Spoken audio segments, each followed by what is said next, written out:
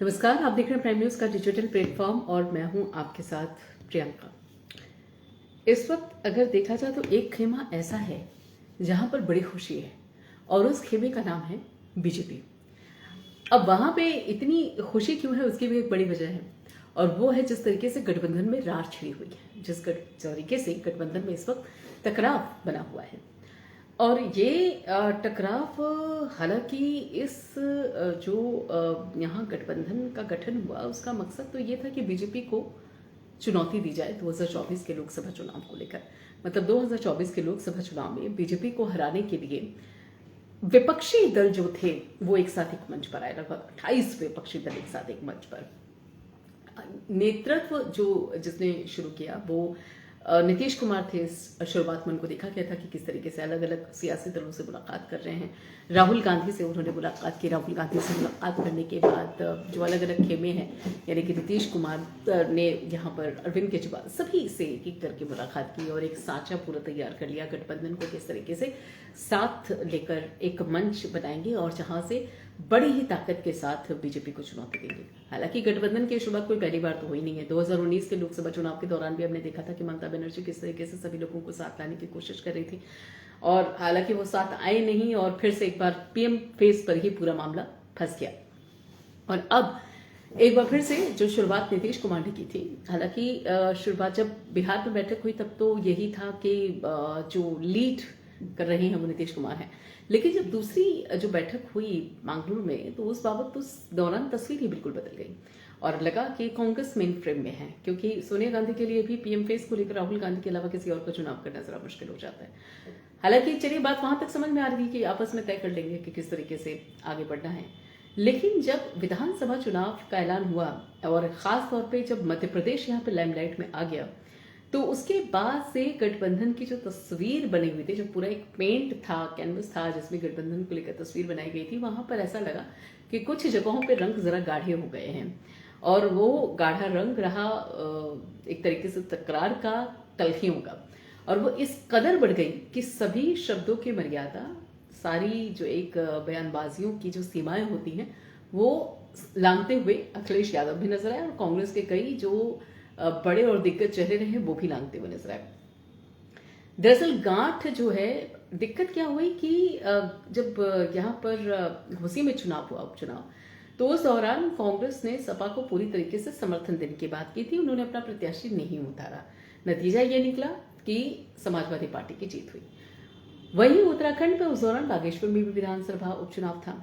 हालांकि अब जब यहाँ पर सेक्रीफाइस कांग्रेस ने किया तो कांग्रेस को लगा कि वहां पे समाजवादी पार्टी भी साथ देगी, लेकिन समाजवादी पार्टी ने क्या किया कि अपना प्रत्याशी उतार दिया और उसका जो एक फायदा जिसे कहते हैं वो बीजेपी को हुआ। बीजेपी की वहां पर जीत हो गई। अब उसी वो जो जख्म बागेश्वर में मिला कांग्रेस को समाजवादी पार्टी की तरफ से, वो अब नासूर बनता जा रहा है, न सिर्फ समाजवादी पार्टी के लिए, न सिर्फ कांग्रेस के लिए, न बल्कि गठबंधन के लिए भी अब वो जो जख्म नासूर बनता जा रहा है, क्योंकि जो बयानबाजियों का दौर वहां से शुरू हुआ था वो अब लगातार आगे बढ़ता जा रहा है। पहले हमने देखा था कि किस तरीके से जब अखिलेश यादव ने उत्तर प्रदेश को लेकर कहा कि देखिए यहाँ पर तो जो हम ही हैं, सीटें देने की पोजीशन में हम सीटें मांग तो नहीं रहे, वहां पर उन्होंने एक शिगुफा छोड़ा, एक चिंगारी सुलगाई और उसके बाद उसकी जो लपटें हैं वो सीधे मध्य प्रदेश तक पहुंच गई।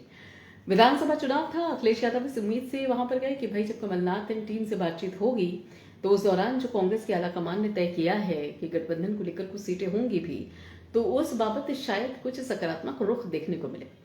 हालांकि सियासी गलियारे से खबर यह भी है कि दिग्विजय सिंह जो वहां पर एक बड़ा चेहरा है कांग्रेस के, उन्होंने कहा था कि 4 सीटें दिलवाने पर बातचीत हुई थी, लेकिन यहाँ पर समाजवादी पार्टी की तरफ से 6 सीटों की मांग की जा रही थी। तो कमलनाथ को लगा कुछ ज्यादा ही महत्वाकांक्षा बढ़ गई है।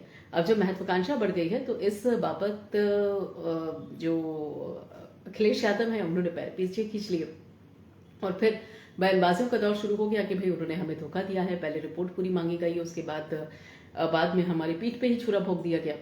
अब जब यहाँ पर बयानबाजी शुरू हुई तो फिर कमलनाथ भी वहां पे चुप नहीं रहे। उन्होंने कहा कि कौन अखिलेश, उनकी बात को जरा छोड़ दीजिए। बीच में फिर यह हुआ कि अखिलेश यादव ने कहा कि अब जो छोटे मोटे नेता हैं उनसे बातचीत नहीं होगी, अब सीधे आला कमान से बातचीत होगी। तो शायद उनका इशारा मल्लिकार्जुन खड़गे या राहुल गांधी की तरफ था, सोनिया गांधी की तरफ था। बीच में फिर बातचीत हुई या जैसा भी रहा, लेकिन ये रहा कि उस मसले के बाद थोड़ा सा बयानबाजियों का जो दौर था वो कम हो गया, मतलब जो तलखियां उस दौरान नजर आ रही थी वो थोड़ी सी ढीली पड़ गई। लेकिन फिर एक बार वही एक जब एक तरीके से फिर से वही तीर छोड़ते हुए अखिलेश यादव नजर आए।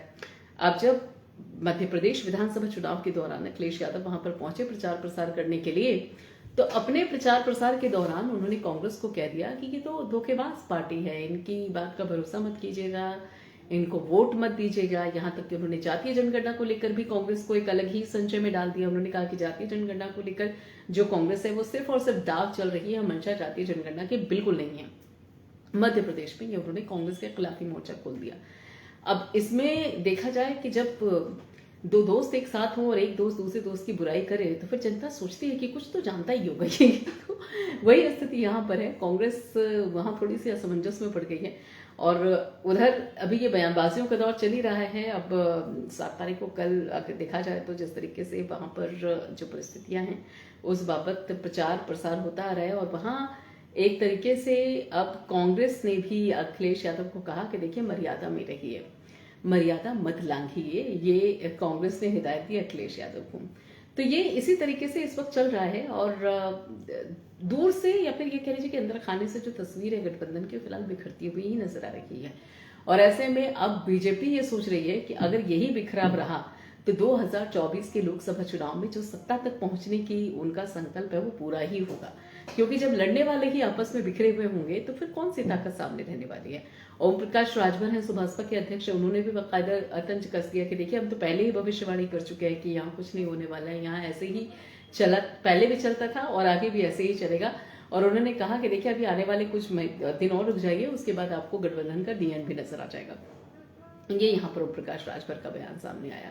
तो ये एक तरीके से देखा जाए तो जो सियासी चीजें हैं वो इसी तरीके से बनी हुई हैं। बीजेपी अब पूरी तरीके से अपना रास्ता तय करने में जुटी हुई है कि अगर इसी तरीके से गठबंधन में बिखराव रहता है तो आने वाला समय उनके लिए सुगम होगा। खासतौर पर यूपी में जो 80 लोकसभा सीटें हैं वहां पर जो उन्होंने कमल खिलाने का संकल्प लिया है उसके चलते उनको लगता है कि राहें और आसान हो जाएंगी। लेकिन 5 राज्यों के विधानसभा चुनाव के नतीजे सामने आने के बाद क्या कुछ बदलेगा? क्योंकि अभी ये जो जितनी भी रसाकसी है वो सिर्फ विधानसभा चुनाव को लेकर है, गठबंधन लोकसभा चुनाव को लेकर हुआ।